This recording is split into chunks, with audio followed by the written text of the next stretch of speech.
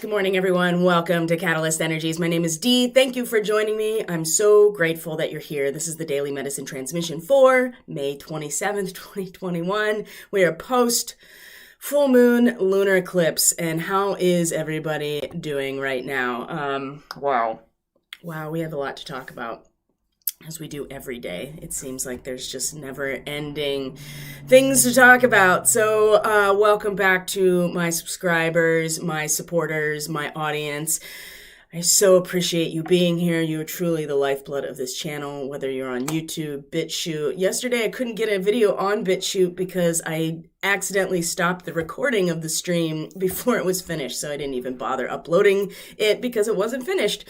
And Subscribestar, thank you for to my supporters on Subscribestar. I truly appreciate it. If you're interested in supporting this channel monetarily, I have some specific goals to enhance the production value of these videos, so you can go over to Subscribestar. That's in the description box below. And if you're new here, welcome. It's great to have you. Thank you for stopping by. And as usual, any way that you interact with this content through sharing, through liking, through subscribing and commenting, it all actually supports independent content creators like myself to signal to the AI overlords that this message is worth spreading to a larger audience. So thank you for your support. I really do appreciate it. I would still be doing this work regardless, but your interaction is much more motivating for me to share it with you. So what are we going to talk about today? Well, we just had our full moon lunar eclipse that happened yesterday morning. And so now we are actually in the post-eclipse moment. I don't even know what we would call this necessarily, but our moon is going to finish her transit of Sagittarius today, is going to cross the galactic center and move into Capricorn. And the transition from Sagittarius to Capricorn is pretty simple in terms of on the one hand, it's great to have all these ideas, this big picture, optimism, the truth, like look at what we actually can create when we bring aspects together into a form of alchemy. It's quite another to actually create the gold out of lead. And Capricorn is the getting down to brass tacks, actually creating the material reality that our understanding of reality is actually able to create through a form of alchemy. And so it gets very serious. Our emotions get very serious. We're going to get down to business, right? Emotionally and personally. And I don't know about you, but man, that eclipse, I knew things were coming, and I thought maybe we would get it would wait until the Mercury retrograde, but nope, right on the eclipse. I should have known that my personal life and how it's being impacted in my fourth house, which is where the sun is right now, in my fourth house of home and family.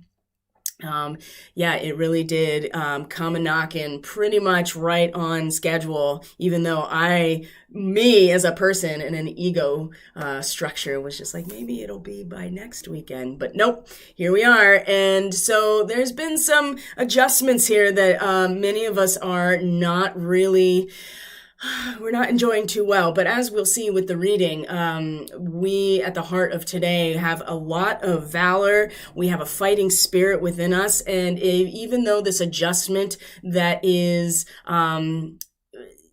activated by this eclipse. Remember, we talked about this a lot yesterday about how an eclipse, a lunar eclipse in particular, because the moon passes through the shadow of our own planet when it is in opposition to the sun, making it full. It's a distortion, right? We're not seeing it clearly. There's a shadow cast on what usually is fully illuminated for us to see. And as we, move through today and really consider our position right now, what it is that we've become aware of, what are we letting go of, all of these attachments. There's a lot of letting go of the past karmically that a south node lunar eclipse represents. We do have to realize that what is going on under the surface, regardless if it's distorted or not, is absolutely influencing where our conscious attention goes. And so there's this mirroring effect that has been coming up a lot in in the reading, and also with the astrology. We have a T-square today. The moon is in opposition to Venus and Mercury today in Gemini, and that Neptune in Pisces, oh my, is the point of release from the tension of that opposition between a moon in Sagittarius that's really focusing on the big picture, the collective value system that we're operating under. And, remember, this is the aspects that we are being guided to release, these large belief systems and the truth and the big picture that Sagittarius represents. We're being asked to release our attachment to these old beliefs in order to move towards our karmic destiny, which is Gemini. So, but the distraction and the noise, there's just so much static right now in the mind, and there's a lot of interference. So, be mindful of what's going on under the surface for you. You might have to dig a little bit more. You might have to, quiet your mind in meditation and prayer a lot more so you can see clear when otherwise it would be clear to us. But this distortion of our emotional landscape and the full illumination of it is keeping us from seeing fully. And this is going to play out over the next couple of months, of course, the 6 months of the eclipse cycle until our next eclipse season, which is November and December. We have to take some time to really get into that mirroring of what is below and what's going on in that realm and how it's being consciously expressed, where our attention is, right? Power flows where the attention goes. And we can be very thrown off of our center with this adjustment that has come with the lunar eclipse. And it helps to have some insight into what to expect. And this is why astrology can be really, really useful in our lives, because if we have at least some measure of what to expect, this does help us not get totally knocked off our center when there are these big adjustments made. So let's start looking at the chart today. There's a lot of fixed star energy. The moon is going to cross not only the galactic center today, but is also in conjunction with Ras Al-Hague, which is the head of the serpent bearer, right? Ophiuchus. And if you remember, oh boy, I do, because I keep coming back to this. This was the degree within 2-degree orb of where the solar eclipse happened in the last cycle. So we haven't quite gotten to this next solar eclipse. So this last solar eclipse that is right here where the moon is at Ras Al-Hague, the head of the serpent bearer or the snake charmer, is now, we're coming back to that again, aren't we? Emotionally, we're coming back to that and really giving ourselves a chance to reflect on the last 6 months of the previous eclipse cycle before the next one initiates, which is on the 10th of June. And there are so many options in the mental sphere, in our thoughts, ideas, and communication that are going to, this is why it's important to understand where we are at the core of who we are, under the surface, right? What I talked about yesterday with how my basement was being refitted to accommodate what is a flow of water under my house that is never going to go away. Do we have the means to allow this to flow? Do we have it set up structurally in our own subconscious, in our root and sacral chakras for what is going to be an incredible flow of emotional and feeling-based energy, especially with Neptune in Pisces. It is dissolving everything it touches. And as we are going to see today, the Venus in Gemini is in a square to Neptune, and this T-square, as much as we want to kind of live in the realm of our thoughts, ideas, even if we have a harmonizing moment in terms of thoughts, ideas, communications, all of the Gemini stuff, our immediate environment, the way we conceptualize reality through our nervous system, even though there may be this synthesis and harmony with these ideas and some sort of creative integration that we have come to, especially in our relationships with Venus, in our projects, the things that we value materially in our lives, including people, relationships, our resources. Hold on one second, guys. Sorry, it's just, I love the sun, but it is just blinding me right now while I'm trying to speak. Like I said, Venus or Neptune dissolves everything it touches. And so even in those cross purposes, as we'll see today with these squares, you're going to see it here. Let's look at this. This makes it way more obvious to us. Hold on one second. Even with that, right? Even with, there we go. Even if we come to that realization in a very palpable way and within the context of what we, can sense, right, in our material world and what we value, what allows us to feel good and feel comfortable.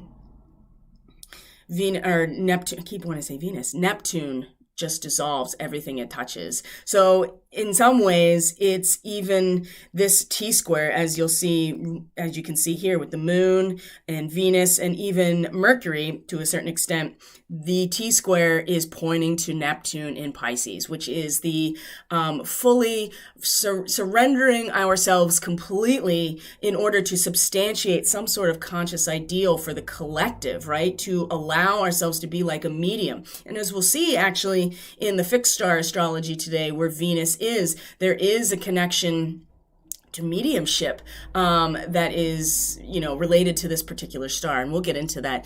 But what I will say here with this T-square is, as much as we have come to maybe some not even understanding, maybe internally understanding, right, with the moon in Sagittarius today, and with Venus and Mercury in Gemini. Remember, Mercury is now slowing down. You can see that Mercury is slowing down. It's in the degree it's going to station. It's going to station retrograde. Venus and Mercury are going to meet together on the 29th, right? Before Mercury stations retrograde. And this degree is about pruning it back, right? Pruning it back, consolidating, and giving our energy. And as we're going to see in the reading, this is exactly where our attention needs to be. And if we want to substantiate something, some sort of conscious ideal, if we really want to give ourselves to something, and we will. That's the thing about Neptune and Pisces. It doesn't matter who or what Neptune comes in contact with, especially in its home territory, in its rulership of Pisces. There's really no way not to be diffused into a situation. Neptune's going to dissolve all of it. And so we can really just allow ourselves to accept this and to give of ourselves, surrender ourselves to be a vessel for something much more connected to the collective, to a transcendent spiritual experience, and to get to know, to wrap up these loose ends. I mean, Neptune in Pisces is, It's not making it easy. And now that Jupiter is in Pisces, it's really expanding on the possibilities, right? Expanding on this, the collective unconscious. And I feel like here, what we're really being asked to do is to come to a singular point of what we actually want to substantiate and to give ourselves to it instead of trying to make it happen, right? It's important that we realize that we have to let the waters flow within us freely and openly, but also in a controlled manner, and make sure it goes where it's supposed to. Otherwise, that we're going to have the basement flood or whatever. However, there's damage. There could be all kinds of issues around that, and I think that we're going to be facing this today. And so if we want to intentionally and with some consciousness be able to allow for the power to flow where the attention goes, part of that is just allowing Neptune to do what Neptune does, which is just dissolve everything back down to its very base constituent parts, which is just the field of consciousness, the Akashic record of our own life and our collective life, to tap into it and to bring this conscious ideal into form, into substantiation. Because the closer we get to Neptune and Aries, the more we start to realize that as diffused as everything is, it's going to start coming back around to prepare for the next cycle. So it's important that we understand this mirroring effect, especially with all of this Gemini, because that really does, in our minds, reflect this. It gives us a way to conceptualize this in a mental sphere. So what else is happening today in terms of the astrology? Well, let's go through it, shall we? The moon or the sun is still in a conjunction with the Hyades right here. The early Gemini energy. I'm trying to make sure that we're looking at this. Okay. There we go. Early Gemini. And of course, now that I've put the attention out there to connect to these particular star beings, the Hyades, they're coming through loud and clear now because I put the intention out there. And that's kind of how it works. People are just like, why don't I get contact, or, wanting to connect more with your ancestors or your guides or anything like that. Well, you have to kind of ask them. They're not just going to present themselves without permission from you on some level. And so they popped through really, really strongly first thing this morning in meditation. It was like I didn't even have to drop in that much before they were like right there. And it came out as like ET, right? And because the Hyades not only are related to the Pleiades, there is an expressiveness, a connection to expressing what they're experiencing, the flow of their emotions, and their being connected to the rhythm of nature, and then coming into this expressive and almost sorrowful, right? There's an innocence to the Hyades star being. So Hyades star seeds are also able to connect to this energy. There's a certain amount of innocence and openness here, but it also allows for very direct expression, letting it flow out, even if it's sorrowful, even if it is, almost dramatic. And this degree that the sun is in today really does give us the container in which to express ourselves through a trust and simultaneously a cooperation with the power of life, right? There is a bucket and a rope and a well, and that well is filled by the natural process of the rain. Here we go back to the water again. And we just have to take the initiative to put the bucket into the well and pull it up with the rope.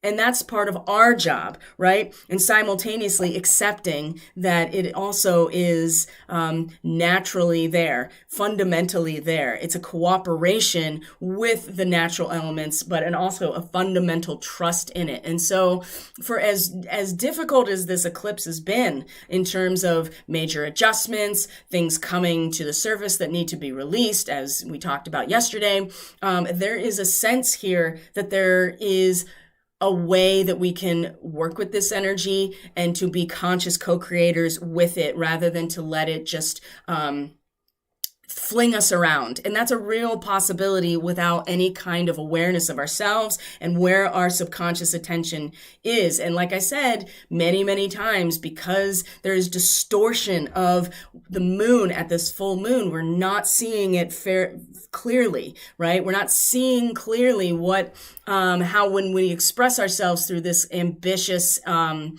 very expressive energy that early Gemini represents, and the risk of failure, accepting the risk of failure and going for it anyway, tapping in and seeing what happens. It's not going to be a full illumination of where that leads to, right? And so we have to trust it. We have to trust what's coming and realize that the eclipse, in some ways, I feel like that if we saw everything that it was going to lead to, would we do it? You remember? Oh, yes. Do you remember? And this is a little... Do you remember in Endgame, right? The very last one of the Avengers, right? When, Doctor Strange is like going through all the timelines and basically is saying there's one way that they are able to defeat Thanos, even, and because they switched, they were able to go back in time and try to defeat him before he actually snapped everybody out of existence, right? So they do that, and then everybody comes back into this dimension, blah, blah, blah, blah. But remember what he said to Tony Stark, Iron Man, there's one way. And if I told you what it was, you may not actually go through with it, which is that, Tony Stark ended up sacrificing his own life in order for that to happen. So if we know what's going to happen, would we do it? Would we participate and risk the failure by drilling down into the unseen spaces? Probably not. And so in some ways, this eclipse, for as much as there's distortion in our emotional and subconscious energy, it also provides an opportunity to trust the process and to see how these distortions may impact our ability to move forward if we don't see them as such. And when the solar eclipse comes, we're going to be bombarded with so many options and opportunities. And again, it's the same thing where the moon is going to distort the full light of the sun at the new moon. And so we're not going to see the fruits of that seed point until way into the fall and winter. And again, it's the same thing. If we saw what exactly was going to happen without the distortion or the blocking, would we participate? Probably not, because otherwise, what's the point if we see everything all the time? It's the journey that really matters for our soul's growth. And that's why we're all here, for our soul's growth, not necessarily any one specific activity or event or conclusion. It's about our soul's evolution. And that's infinite, right? That is infinite throughout time, space, dimensions. So keep in mind when you draw your perspective way back, then you start to see things in a way that are not, otherwise if you're up really, really close to them, you're not going to, see the full picture. And Sagittarius is the full picture. And it was distorted. And along with the South Node, there are aspects that we have to let go of and detach from in order to make room for where we're headed, which is very much about new territory, absolutely new territory where the North Node is right now. So what else is happening today? That was a long rant, about what's going on. So we have Venus is going to be squaring, Venus is going to square Neptune. And like I said, let it just dissolve it. We can acknowledge this harmonization, this creative integration that it represents and see that for what it is. And it leads to a deeper and more natural understanding of the human experience where Venus is right now. And, we do want to transmute are largely blind desires. That's the thing about Gemini, because it is expressive and it is mutable. It's just kind of like you're always back and forth if you're working with it. And this is why the Orion aspect is so important, because in some ways, the Orion starseeds and the beings from Orion are able to, through the use of their solar plexus chakra and that energy of discipline, self-discipline, willpower, courage, ambition, they are able to let go of their attachment to their position and really just embed themselves in the dance of the polarity.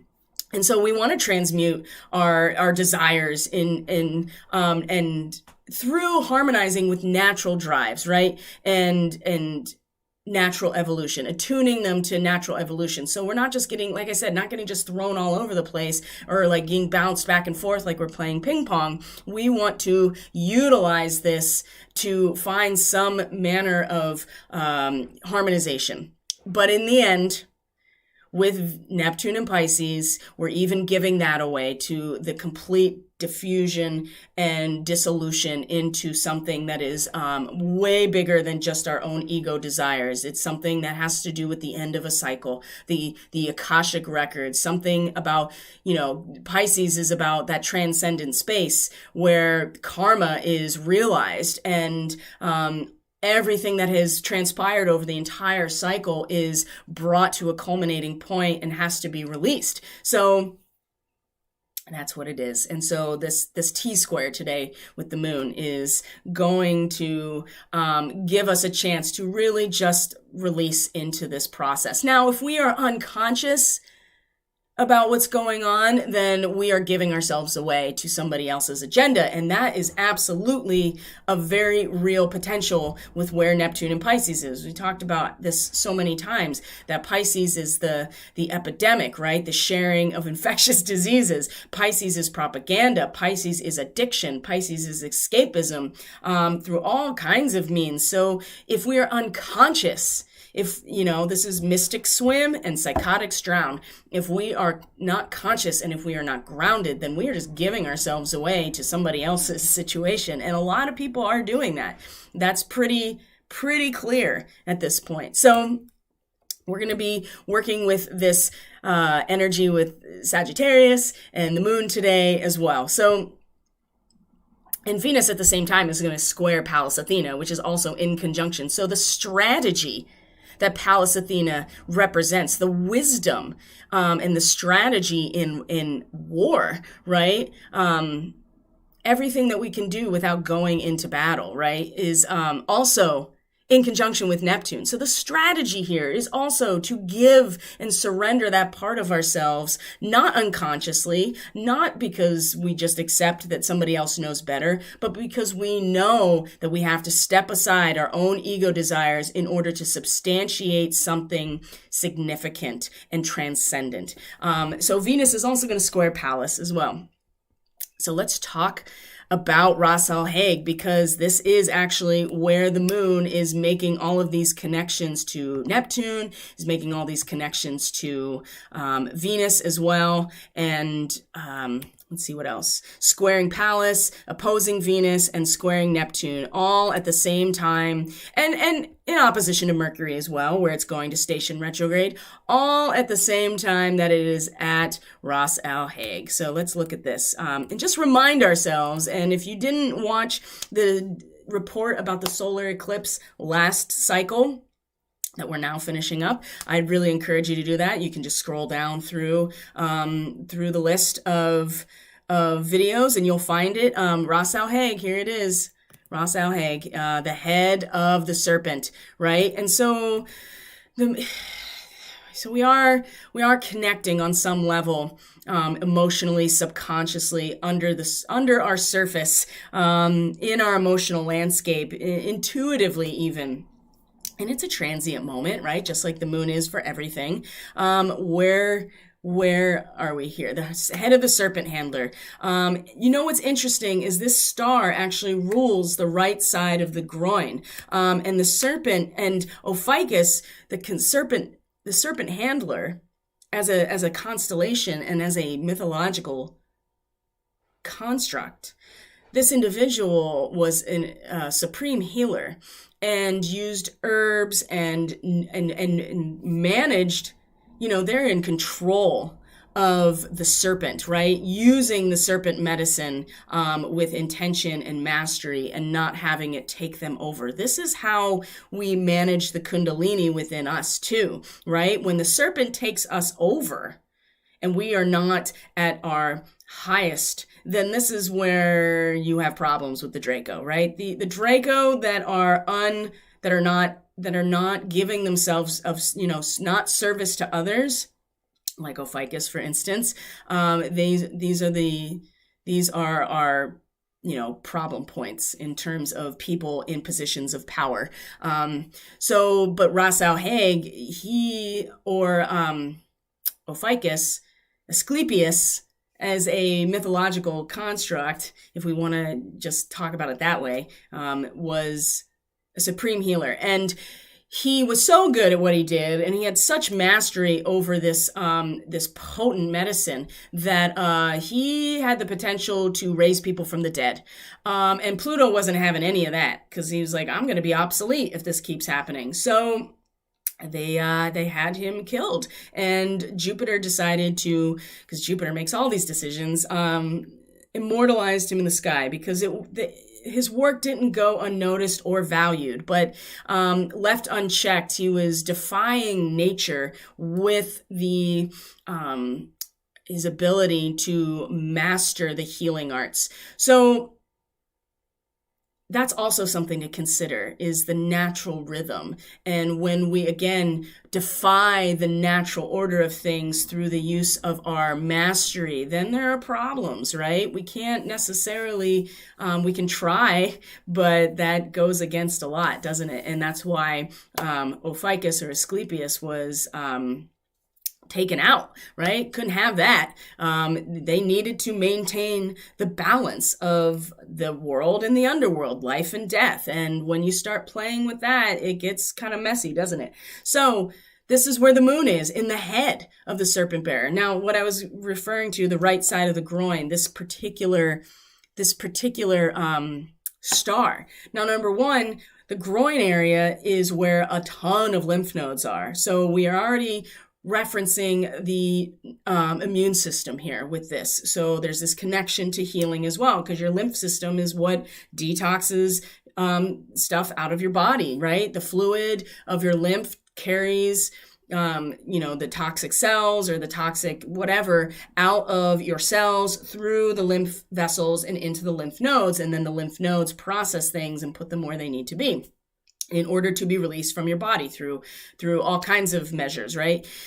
The other thing too is that this particular star where the moon is squaring and opposing all of this Gemini energy and Pisces energy is also in relation to the mental aspect of the healing process, right? And the right side of the body is actually run by the left side of the brain. And the left side of the brain is where we are using all of that mercurial energy in Gemini. All the Gemini stuff is the left side of the brain, the rationality, the linear thinking, the empirical knowledge, right? We haven't,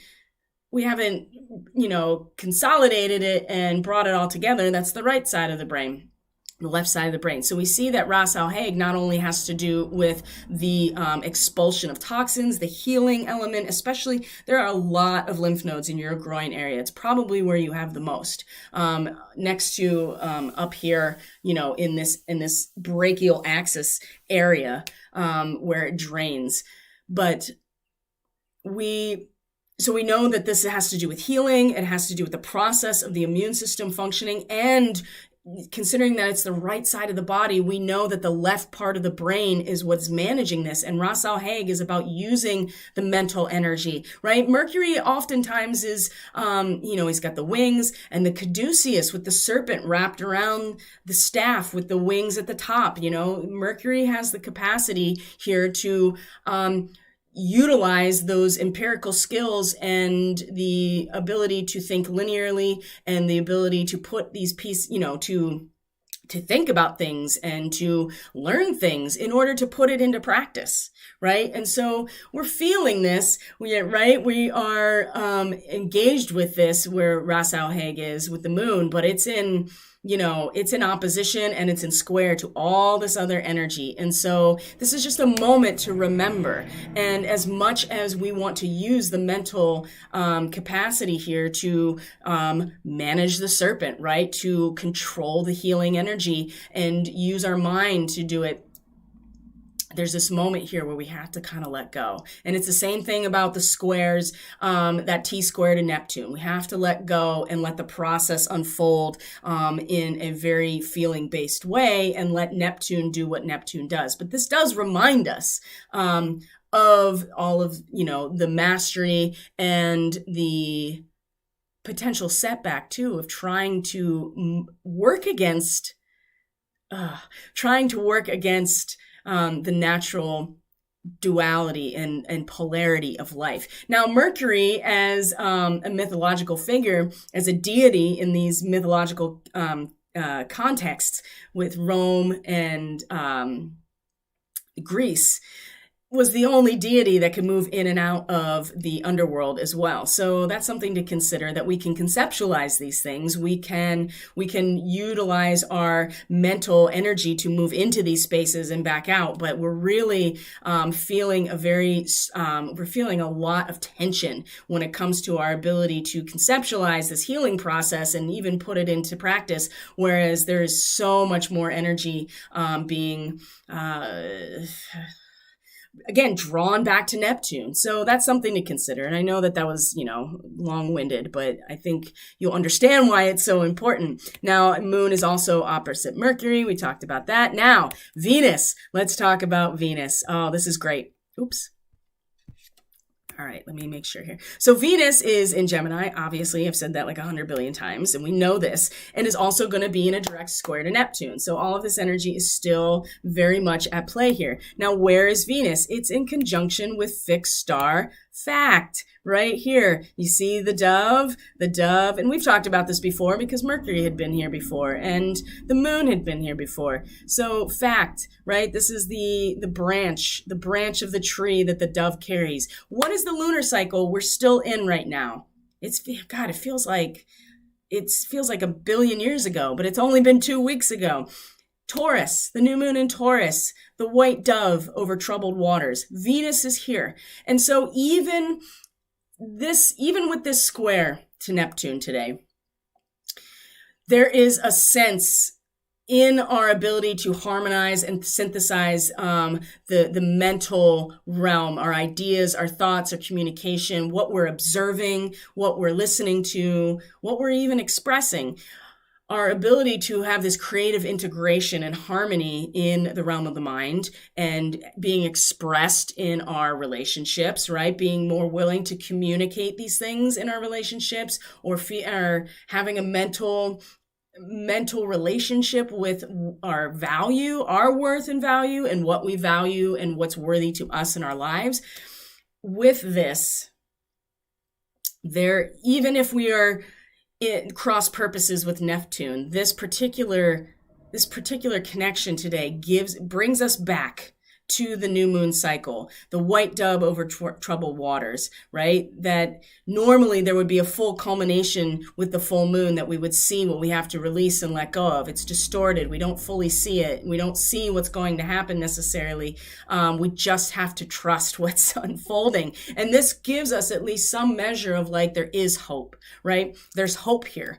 There's a harbinger of good news. That's what this represents. Now, this is the mediumship that fixed star fact represents, and a kind of an Aquarian genius as well. So keep this in mind. For as much as we are being asked to really just dissolve ourselves and our own ego wants and desires into this much larger process collectively, we are going to experience, I would say, on some material level in our senses and in the material world, what we value, some good news, something, right? Something, even if it's just an internalized dialogue or a synchronicity or some kind of omen, okay? That there's good news to be had. So that's something to consider as well today. And then we have this I've been wanting to talk about. Hold on one second.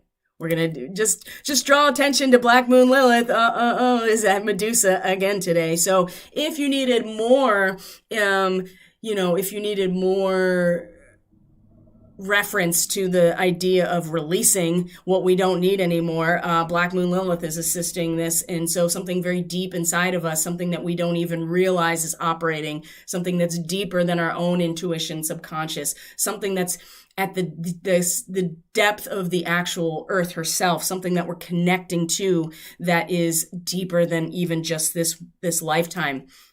She can assist us in letting this go. And so again, Black Moon Lilith, if we utilize what she represents consciously and we're honest with ourselves about how this dark feminine can come out as Medusa, this is giving us an opportunity to let it go. And to allow this part of ourselves to let it go. Maybe it'll come up to the surface in order to be let go. Maybe it's something that's operating so deeply that we don't even realize that we're letting it go through the process of all these other things happening today. But here it is. So that's not new. I mean, Black Moon Lilith's been going back and forth over these points now for weeks. So this is not like a really surprising thing. This is just a recognition again of this letting go of the toxicity that comes to the surface when we have unresolved trauma, unresolved unresolved pain, unresolved trauma, all of that stuff when it comes to the surface and becomes our identity in some ways, we can let that go and release it, and utilize what we learn from that situation as a way to address the much deeper and more expansive collective unconscious and the monsters within, right? The Kraken. So, but it's not new. That's the whole point I'm trying to make. It's not new. So let's move on here so we've done Ras Al Hague, we've done Fact, and we've done Algol. So this is where we're going to find asteroid Vesta right now in Virgo. This is our only Virgo right now, and is moving direct. So there will be a time in the coming months where we're going to have an opposition to where Neptune is. But for now, we are looking at Zosma, which is the back of the lion in the Leo constellation. This is where Vesta is right now. So I'm going to go back and find, okay. So right now in Virgo, 12 degrees Virgo. So we know that there is this moment of almost completion with 12, right? And this particular degree, 12 degrees Virgo, is about the unveiling power of the trained mind. When we train our mind, when we are really into the discipleship that creates us as a being of service to the collective, when that is happening intentionally and with discipline and with a sense of commitment, right? We can snatch the veil away, and it is really our trained mind that's able to not only pull the veil away, but not run away in horror at what we see. And the back of the lion is a sign of strength and in a situation that is demanding hard work, okay? And it rules the left side of the body all the way to the back of the lungs. Oh man, what's killing me here is how so much of this is relating to my direct personal life right now. So it's just blowing me away. But this is giving us strength in a situation that is demanding hard work, either a material hard work, but with Virgo, we're talking about hard work within ourselves. Like I said, commitment, determination, like the ability to go into the darkness of ourselves and actually do the work, create the routines, create the the routines and the works, right? That sixth house energy of Virgo. And this is Virgo's ruled by Mercury, right? About analysis and meticulous organizing, right? Putting things where they belong as opposed to just accumulating. And so Vesta has been very supportive because she is the goddess of the Vestal Virgins, Virgo. So she's been very supportive in this process of us, but she's not going to do it for us. She just is the flame in our hearts that keeps us going. But we do need to connect here to Zosma if we want to get strength in this situation. Whatever it is, healing is a big part of Virgo, the healing journey itself, the convalescence, right? The actual process of healing is very much part of the Virgo. So whatever this is, healing yourself emotionally, spiritually, physically, we are getting strength, but we have to actually do the work in order to gain that strength, right? And in the original Rider-Waite, the 11 card is the strength card, and it's a woman that's taming a lion. And so there's a lot of interesting connection here with this in the left side of the body, right? The right brain. There is this holistic putting things together in a very, Virgo is the feminine side of the mercurial androgyny, right? Mercury in Gemini is the masculine, Mercury in Virgo is the feminine. So as in this way, we are getting into the nuts and bolts of our routines, our works, our daily life in order to train our mind. And this is really supporting this process right now. But we have to actually do it. We can't rely on anybody else to do it for us. And so this is really supporting this process too. So these are all the fixed star energies that I want to talk about today. And here we have, the T-square. So I feel like I've really, encompassed to a certain extent the essence of today's astrology. And remember, the sun or the moon is going to cross the galactic center and is going to go into Capricorn today after all of these transits are done. And so just, that's something to keep in mind here, that we're soon going to emotionally and in our personal space, each of us is going to start getting down to brass tacks about things, getting more serious, getting down to it, getting down to business emotionally, because this is how we actually create a matrix, whatever that is. It's like people assume that just the concept of matrix in itself is our prison, and it's really just whatever matrix is there as a result of our collective belief system. We change our belief system, the entire matrix of reality also changes with it. And so we are letting go, and the moon is assisting in this process, especially the full moon, letting go. The thing with the solar eclipse that's coming is that we're going to have so many options of which direction to take it, and that's also going to be incredibly confusing, which again is about getting grounded and realizing that your power is going to flow where your attention goes. And if your attention is all over the place, then you are not dealing with Mercury appropriately, because Mercury and Venus are pruning all that shit back, right? And we're going to see this in the reading. So let's actually move into that. So I hope everyone's doing well. I'm going to check in with the chat right now. Okay, great. Everything is streaming appropriately. All right. Where are we at? Here is us. Okay. So we do this. All right. All right, here's our reading today, my friends. As you see, the causal factor is the reversed adjustment. Ooh, boy, we did not like that, did we? And either way you look at it, it is, adjustment is Venus in Libra.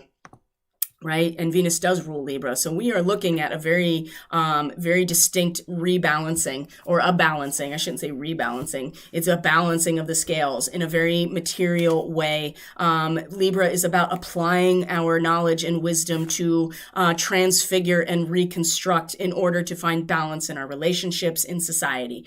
And there's a clear aspect to Saturn as part of this card. And it's number 8, which is the divine intervention. So regardless of how we feel about it, and I can tell you that I really resonate with this card, and so does my family, because there has been a major adjustment that we there's a lot of resistance to right now, and there's a realization of cause and effect, but there is also a sense of just like, I don't want that. I don't want that. And I'm having a hard time accepting that, but it is what it is, right? And many people have probably experienced this on many levels with this full moon lunar eclipse. In so many different ways, right? This is all about where it's in your chart, and, understanding that will give you insight into how these energies are impacting, your own soul's blueprint for this lifetime, so that you can actually be in resonance with your soul's intention to evolve in this lifetime. So we have our causal factor of adjustment, or the justice card, number 8, coming into the moment. And what do we have in the moment? Well, here's our 7. So the 7 of Wands is valor, Mars in Leo. That's interesting that we had the Virgo here in that Leo constellation, the back of the lion, right? The strength along the back, of this beast, this regal beast that Leo and the lion represents. So valor, right? We're fighting a battle, aren't we? But we have a fighting spirit. And so the 7, for as much as it's a fall from grace, as all of the 7s are, we have the will to survive, right? We will struggle to survive. You can see this in this card, right? There are notches taken out of this wand that's in the foreground, but it's supported completely and balanced by all of this other creative and transformative energy that the wands represents. And situations at first are going to seem hopeless, right? It's not easy to have this adjustment and be like, oh shit, like my whole world is turned upside down right now. But this is telling us that we have the ability to face up to forces that are in fact stronger than us. and we have a fighting spirit, and this will lead to initiation and rebirth, right? And when you come into the 8 of Wands, right, there's that swiftness, Mercury and Sagittarius. Very interesting that it's Mercury is in Gemini in its opposition right now. So this does show us that despite this adjustment, at the heart of it, there is incredible courage and valor here. And we have a fighting spirit to contend with in a good way. Now, if you're trying to overtake somebody, or you're in a position where you're trying to control somebody or a group of people, be forewarned that the collective has this at the heart, right? The fighting spirit. So just know who you're up against. That's all I'm going to say about that. So where are we at energetically? Now, this is where the polarity aspect comes in, as above, so below. So we have this mirrored thing going on, and you'll see. So at the root here, energetically, is the 5 of Forces. The summertime, right? They're now in and of itself, it's a mirrored image with this card. And as you're going to see at the top here, we have the 5 of Scrolls, and it's reversed. So there is a lot of this mirrored energy going on right now. And it's important to see that, because this is really how we are going to manage to get through this eclipse season. Okay, so action, right? What's happening in summertime? Everything's growing, actively growing. This is the height of the yang activity. It's important. Action is important as part of the cycle. And so we have forces, we have the 7 of Wands at the heart of the matter. And this is showing us that we're rooting into a place where we're actively growing. The sun is at its pinnacle, actively growing, and get going, whatever it is. But this is at our root energetically. So we know even down underneath that regardless of what's happening, we are growing, and we're at the height of our growth and this may not be in full on realization yet, but this is where we're rooted. So keep that in mind, because this is what is going to influence where our conscious attention is ultimately. But it's about growth. It's about active growth during the summertime. So what do we have at the top of our awareness with all of this stuff? Well, the 5 of Scrolls and diversity is reversed. It's time to focus on one thing. And this adjustment really made that obvious. Really obvious. It's time to focus in on one thing, right? And this is the pruning, where Mercury is going to go retrograde, where Venus is going to meet Mercury, and then they will split ways. The pruning, right? Diversity is like, all of these trains of thought. Look at that, and look at that, and look at that, and look at that. This is like, nope. It's time to focus in, prune it all back, so you're focusing in on one stream of growth. Now, in the 5 of Forces, when we're talking about the growth, the active growth, again, pruning things back so that the energy goes into the strongest stems and stalks to hold the fruit that has the seed is really important. So we really are narrowing now. We're narrowing in our minds, right? And pruning back everything and focusing one place where we're supposed to be focusing, okay? Recognizing that choosing a single focus in the present gives you freedom to act on it fully. That way we're not all over the place. It's not expanding out into every single direction. We are consolidating and focusing in, right? Single focus, whatever it is.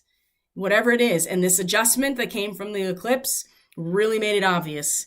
I mean, for maybe not everybody, it made it obvious to me. And so I'm curious to see how people are responding to this eclipse, because it really brought some things into focus. And this reading is absolutely holding this energy right now. And like I said, at the heart of us is a fighting spirit. Okay. It's not going to come without challenge. We're going to be knocked around, bruised. There's going to be notches out of us. But at the end of the day, as we work with this energy, this is who we become. The Queen of Discs. Now, this is about us, each of us as individuals, the resonance that we're going to hold. Now, this really does represent the moon's movement today, from Sagittarius to Capricorn, right? You can see it right here. She's got the mountain goat. She's holding the globe. This woman has got these incredible horns here, just like the mountain goat. It's so interesting, and is able to really, these are like antennae in some ways. She's got her staff, and she's looking out over the expanse of her kingdom, right? The queen is the perfect mother, the queen of discs, right? Oftentimes in traditional tarot, when this card comes up, sometimes it indicates pregnancy, motherhood. It's very practical, right? It's about material security. This is a person who is stable but also emotional and conforming. And that's not a negative thing when we talk about conformity. It is their ability to be an empath. But also stable and reliable in terms of the material essence, the Capricorn, right? Capricorn, for all of the bad rap it gets being related to Saturn, is a feminine signature, and it is the unfolding of our matrix of physical reality, whatever that is, that's based off our collective belief systems, okay? So moving from Sagittarius, which is a very, powerful sign, right? Jupiter rules Sagittarius, into Capricorn is about the responsibility of actually creating and maintaining that which we come to an understanding about. This is the power. This is a person who is primarily concerned with the security of her family, her home, her materials, her kingdom, right? This is going to bring us into a sense of real responsibility for the world around us, whatever that is. And it's going to be different for all of us. And this is where that singular focus, the pruning back of all these wild energies that can happen with Gemini, is essential.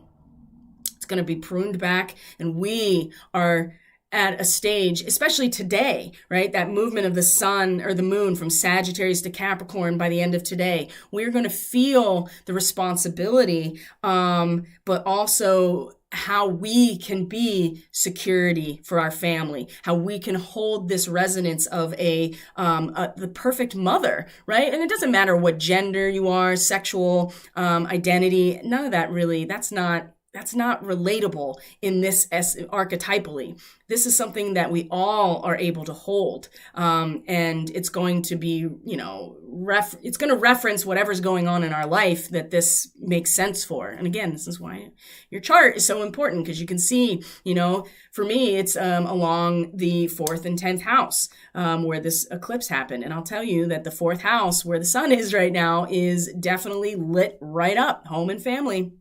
So this is what to expect given all of this. So it's important that we realize it's time to bring our focus into what we're actually here to do, right? And know that we have this fighting spirit and the courage to do so. And if we really root ourselves energetically into this process of growth and realize that growth, real healthy growth, is going to come from pruning back into the particular stems that are going to hold the fruit that bears the seed, then we're good to go. It's not going to be easy. That's for sure. It's going to be very difficult. So what do we have for guidance here? Well, let's see here. The 5 of Keys down here. So this is seemingly counterintuitive at first. 5 of Keys. So another 5. So we have all these 5s happening and wishes fulfilled. The growth process is leading to this. And with the Queen of Discs involved here, we are looking at a very material reality. And Venus right now in Gemini as well is about our growth, our creative integration from our immediate environment and our communication and the way that we conceptualize reality. This is leading here. And remember, our power flows where our attention goes. So bringing this into, this 5 of Forces right here, the growth of the crop during the summer is leading to this, right? Material abundance. Everything that we need is based off what is growing during this time. So that's something to consider right now, is that holding this resonance in our mind's eye and in our energetic field is going to allow the growth process to unfold into this. It's not, again, we're not going to see we're not going to see the full extent of this until much later because of the eclipse.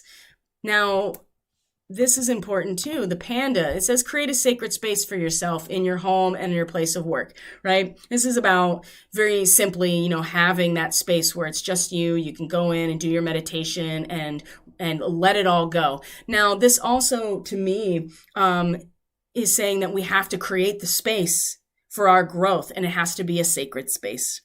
You can't keep separating these aspects. You can't keep separating, well, you can, but you probably won't like the outcome, right, of your spiritual life and then your physical material reality. Eventually, you're going to have to let those paths cross with each other. And the panda is letting us know that it's time to create a sacred space for our growth, and know that if we create that space that has the resonance of this abundance that the Five of Keys represents, then we are allowing our growth to be a spiritual experience. But we have to create the container for it, right? We have to create the container for it, and it has to be a sacred space. And if we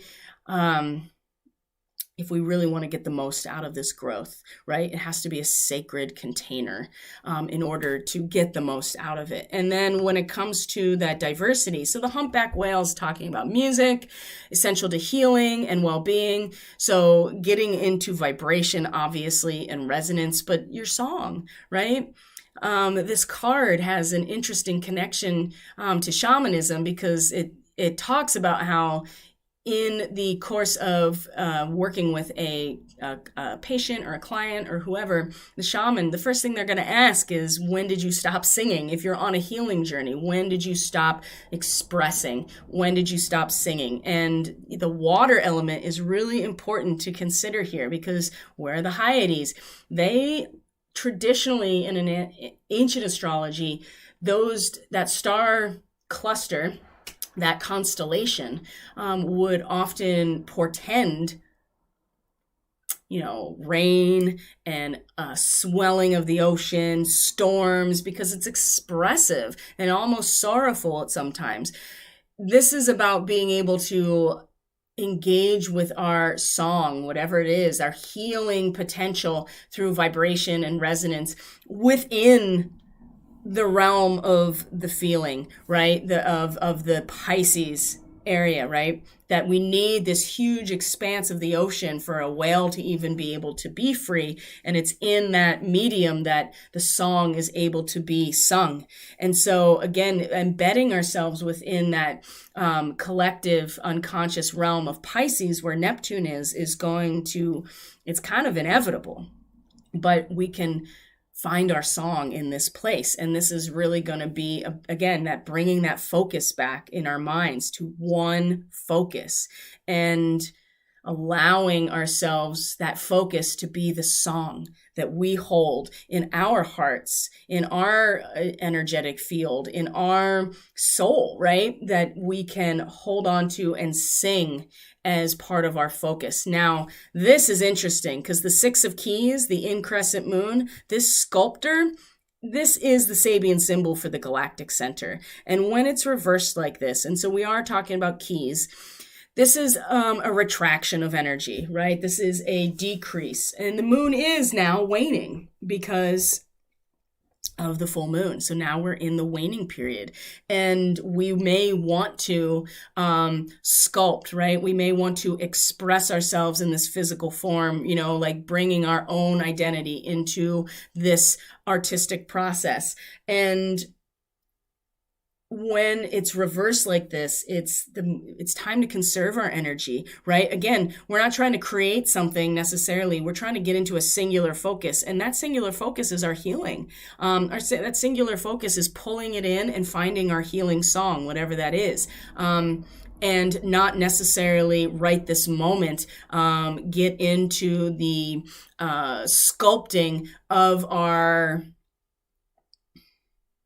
you know, our inner self, bringing ourselves into form, expressing ourselves through the creation of this form, this artistic form, this sculpting. And that's going to be hard with the moon crossing the galactic center, which is about this. So, and like I said, that is the transition point between Sagittarius and Capricorn, which the Queen of Discs represents. But what this is suggesting to me is that as much as that's the outcome, the expected outcome when all of these things come together, know that it is not about creating something necessarily, but taking, conserving and taking responsibility for everything that has been created. It's already here, right? We've already created the sculpture already, and now it's time to focus on what's been created, conserve our energy and really focus in on the healing aspect as opposed to continuing to create. Remember, we talked about this yesterday with the lunar eclipse on the south node. We are being primed to release massive collective belief systems that are what our entire matrix has been built on, right? And so how are we going to, do this over again if we're releasing this, okay? So this is where this reversal comes in. And again, it's not about the diversity as much as Gemini is making it about that. It's about the pruning back and the healing and finding our song, because that's really going to be what makes the most impact right now. So my friends, that is the transmission for today. Thank you so much for being here. I truly appreciate each and every one of you. If you're interested in a reading or in energy work in any way to support your process, that is accessible through my website. You can link to that in the description box. You can find me on Telegram. You can find me on Facebook. You can find me on Subscribestar. Also, all in the description box below. Subscribe to the channel so you know when I upload or go live for these transmissions. Tomorrow's live will be the weekly astrology, and we'll go over what to expect throughout the week astrologically. And then, of course, next week we'll be together every day for the daily medicine transmission. This is my offering. This is what I'm here to do for the collective. And if anything, just share my own personal experience, maybe I'm not going to divulge too much right now, because that's really not necessary. But what I will say is that, I'm just glad to be here. I'm glad you're here. Thank you so much. I hope everybody is doing well, adjusting to this eclipse energy as well as they can, learning as much as they can, and we'll be together tomorrow. So let me know if you need anything, and don't forget to comment, subscribe, like, share this video if you think other people will find it helpful, and we will be connecting tomorrow. Have a great day, guys. See ya.